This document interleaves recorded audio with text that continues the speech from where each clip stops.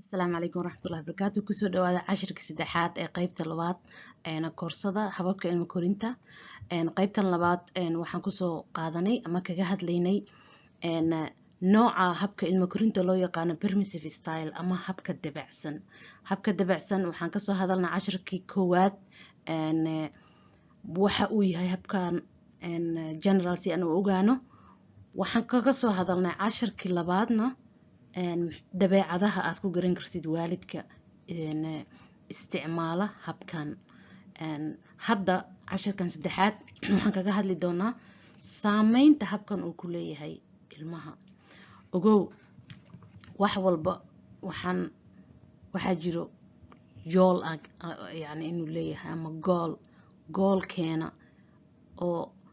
aan u qaadanayna casharada habka ilmo korinta ama ilmo korinta habboon ama waalidnimada ama parenting sidaa u taqaanidba sababta aan u qaadanayna ma aha just inaan dee cashar iska qaadano oo aan iska socono waxa waaye muhiimadda ilmahan aan korinayno inay noqdaan dad wanaagsan oo guulaysto waan jecelnahay inay noqdaan caruurteena xataa waalidiinta hababka xun isticmaalaya ama ilmahan maanta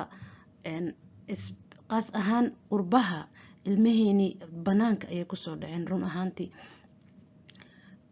waalidiinta ma aha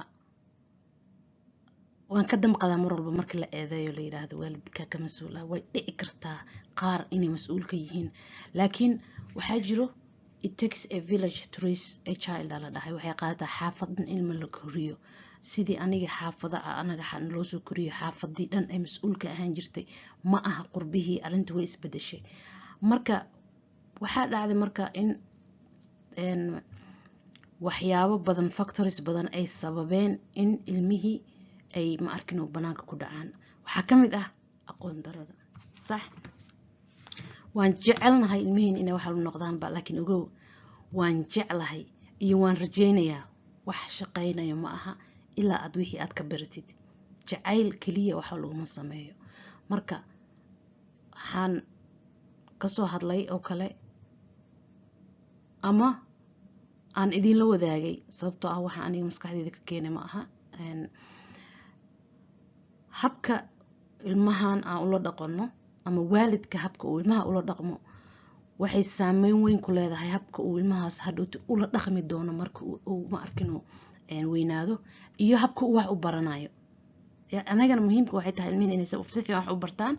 markay weynaadaan dee ay noqdaan dad wanaagsan oo muslimiin ah oo mujtamaci la jaan qaado oo noqdo dad ma arkino isdifaaco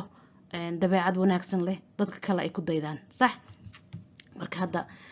habkani saameynta uu ku leeyahay ilmaha saameyntaasna badanaa waxay kasoo burqataa ilmaha tobanaya jirka markay saas u dhaafaan fruitleyda loo yaqaano ay sababta aawe waxa soo galaya daaqadii soo galaysa energy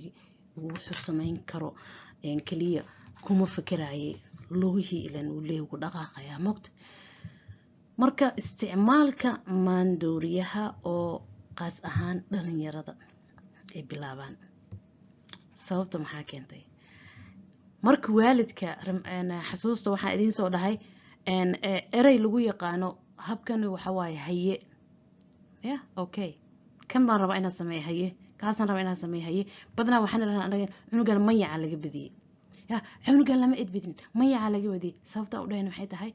markii la arko cunug oo aan dadka ixtiraamaynin dul soconayo marmarka qaarkood habka xataa u dhaqmaayo ilmaha qaarkood lugta intay kor saaraan inkastoo iyo halkan qalbiga qaarkood ay sameynayaan laakiin realityga wixii la soo dhahay iyo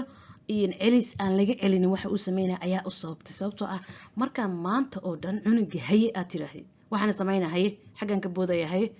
waa haddaan seexanaya haye kan baan cunaya haye xataa wixii la cunaya haye aad dhehaysa wax caafimaad inuusan noqonna laga yaabaa marka maxaa arrintaasi sababtay in cunugan uu isticmaal maandooriyaha hadhowtii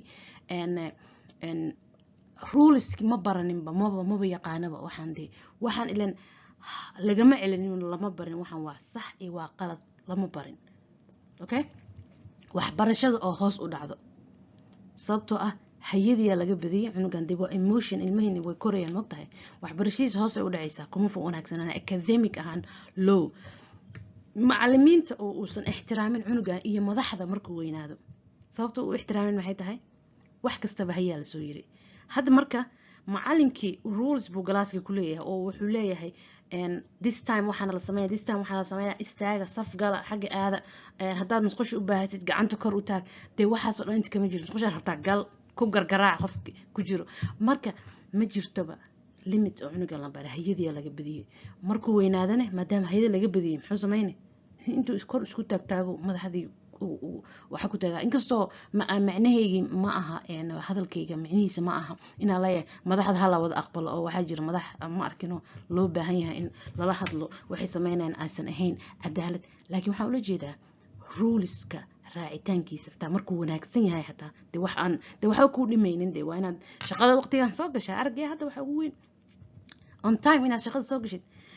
امتحان la galaya adoo xataa weyn imtixaankan time iyo due date buu leeyahay inaad dhamaysid cunuga marka lose laga sii dhigay waxaas ma sameynay marka maxaa dhacayso noloshiisa oo dhan waa daciif waa lose waxaa kaloo jirta caafimaadka ilmaha oo aan wanaagsanaanin waxaan tusaalan ka soo bixiyay arintaas maxay tahay waxa uu cunayo cunuga looma sheegin waxaana nafaqo leh waxaan nafaqa ma laha junk food baa laga yaabaa inuu isku daldalo waxa laga yaabaa hadda ilmaha markii ay teenage especially ay gelayaan koritaankooda waxa waaye growth spurt waxa la dhahay jiro oo ay aad marxalad ay marayaan aad u korayaan ilmaha ma arkin xataa waxa jirto in ay xataa dhirirka ay ma arkin hidde u leeyihiin مثلا هدي والد كمده uu dheer yahay laakiin cunug inuusan dheeraana laga yaabo wax nafaqo fiican haduu helin waqtiga uu baahan yahay oo ah dhalinyaronimada waqtiga uu soo korayo hadii marka junk food uu isku daldalo kale waxaan nafaqo ahayn oo jirkiisa korinay xataa wuxuu noqonayaa qof ma arkin oo aan ahayn sidii loogu talagalay xataa inuu koro marka insha Allah taala aan muxuu ahay u dhagan dhuglaano aan fiirino marka aad qortid dabeecadahan haddii aad tahay waalid isticmaala habkan sida aan soo sheegay mar walbana aan sheegi doono open mind waxa kamid ah iyo ardayga wax baranayo inaadan isxukuminin laakiin maskaxdaada ay furnaato oo ay ahaato bal waxaan waan arkay sideen hore ugu socdaa arimahaasna waan ka hadli doonaa diiniyan insha Allah taala assalamu alaykum wa rahmatullahi wa barakatuh